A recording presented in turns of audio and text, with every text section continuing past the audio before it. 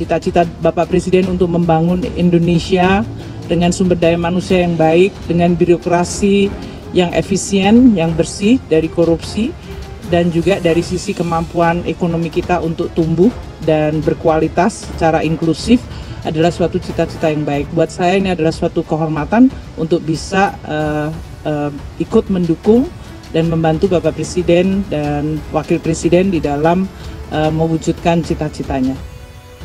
Kita butuh seorang yang bisa memegang tongkat estafeta kepemimpinan Pak Jokowi agar Indonesia nggak kembali lagi ke titik nol, agar bergerak terus ke depan. Hari ini Indonesia sedang bergerak, sedang berubah menuju kemajuan. Indonesia adalah titik terang ekonomi dunia di tengah kesuraman ekonomi global. Indonesia adalah titik terang ekonomi dunia di tengah kesuraman ekonomi global. Ini kita harus bangga. Alhamdulillah, kita patut bersyukur. Ini kita tidak sombong, tapi kita dipuji di mana-mana. Jokowi itu cerdas menurut saya. Dia tipe pemimpin yang datang dari rakyat kecil, bukan terah elit atau berdarah biru, bukan juga pimpinan partai, dan bukan seorang jenderal. Insting saya dan jutaan masyarakat Indonesia lainnya ternyata tidak salah. Baru kali ini kita punya pemimpin yang benar-benar bekerja. Hasilnya juga terlihat nyata. Memang gak ada yang sempurna, tetapi sudah pasti jauh lebih baik dari yang sebelumnya. Disinformasi, Presiden Jokowi telah berhasil pulangkan uang 11.000 T dari Swiss. Beredar sebuah pesan berantai di media sosial yang berisi klaim bahwa Presiden Joko Widodo atau Jokowi telah berhasil memulangkan uang negara hingga 11.000 triliun yang disimpan koruptor di Swiss beredar di Swiss-Up.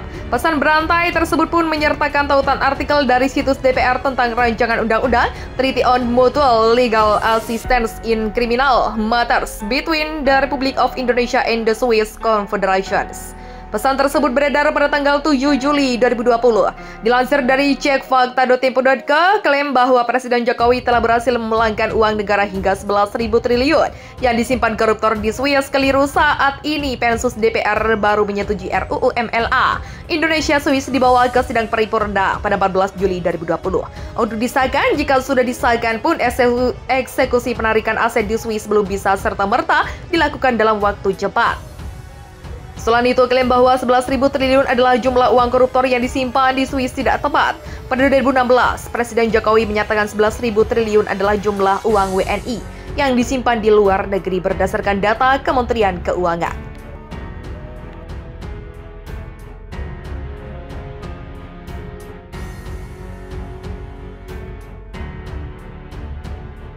Dalam 4 tahun, Jokowi bayar cicilan utang hingga Rp 1.600 triliun. Utang pemerintah era Jokowi JK kembali menjadi bahan perbincangan hangat. Kali yang menjadi sorotan adalah tambahan utang sepanjang Jokowi menjabat mencapai 1.644,22 triliun. Angka itu berhasil dari perhitungan jumlah utang pemerintah pada 2014 sebesar 2.608,8 triliun, kemudian bertambah menjadi 4.253,02 triliun per Juli 2018. Meski begitu, pemerintahan Jokowi JK juga tak membayar utang cicilan. Besaran utang cicil yang telah dibayarkan sepanjang Jokowi menjabat hampir sama dengan besaran tambahan utangnya. Lalu seberapa bahayanya tambahan utang tersebut? Apakah pemerintah bisa melunasinya? Apakah RI bisa hidup tanpa utang? Pemerintah Jokowi cicil utang 1.600 triliun. Ada yang luput dari perhatian publik? Pemerintahan Jokowi sebenarnya selain menambah utang juga melakukan pembayaran utang. Sebenarnya pemerintahan Jokowi selain menambah utang juga mengurangi utang. Ini yang tidak ketahui juga. Kata Direktur Strategi dan Portfolio Utang Dijen PPR Schneider Siahan kepada Detik Finance. Menurut data Kementerian Keuangan, total utang jatuh tempo dari 2014 hingga 2018 yang dibayarkan pemerintah mencapai 1.628 triliun yang terdiri dari pinjaman dan surat berharga negara. Pada 2014, pemerintahan Jokowi membayar utang jatuh tempo sebesar 237 triliun. Pada 2015 sebesar 226,26 triliun, 2016 sebesar 322,55 triliun, 2017 sebesar 350,22 triliun, dan 2018 sebesar 492,29 triliun. Pak Jokowi dan Menteri Keuangannya juga bekerja keras melunasi utang dari pemerintahan sebelumnya, terangnya.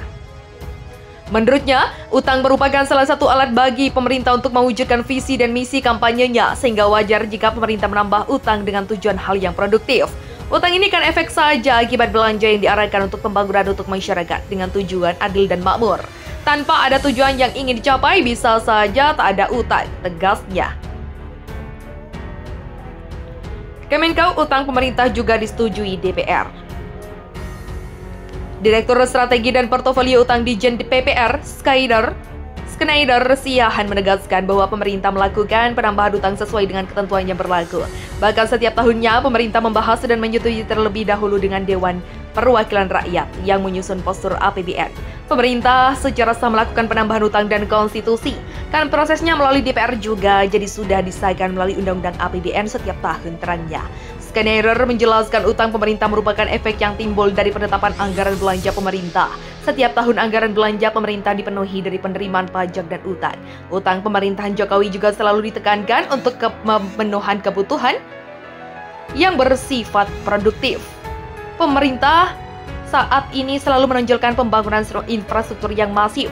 Jadi tujuannya sudah diamanatkan, ini disetujui bukan hanya pemerintah, tapi itu memang negara karena ada unsur DPR-nya juga. Disetujui oleh DPR untuk menjadi utangnya, tuturnya. Jokowi tambah utang 1.600 triliun, aman gak ya? Chef Economics Samuel Sekuritas Lana Suelistianingsi menjelaskan ada beberapa cara untuk melihat kondisi utang negara. Salah satunya dengan melihat rasio utang terhadap PDB. Menurut data Juli 2018, rasio itu masih berada di level 29,75%.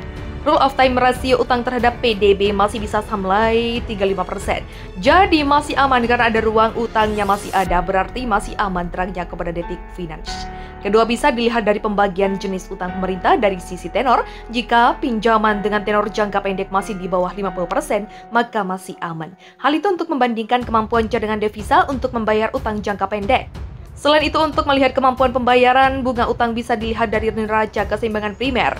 Makin tahun, defisit keseimbangan primer semakin baik dari 1,24% di 2015 menjadi 0,59% di 2018.